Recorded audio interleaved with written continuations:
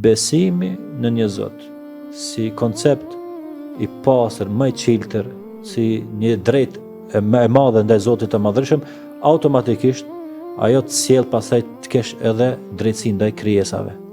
Për ata e shoqëri, në kohën e pejgamberit arriti të bëhet shoqëria më e mirë. Në një moment kur ata i vrisnin fëmijët e tyre, kur ata shkelnin të dobtin, i pasur e mbystet të varfërin, atëherë erdhi Islami u bë shoqëria shumë më e mirë. Sahabëve të parë që shkuan në Abisini, dhe i pyeti, më tregoni çka është ajo me çka keni ardhur, çka është feja juve.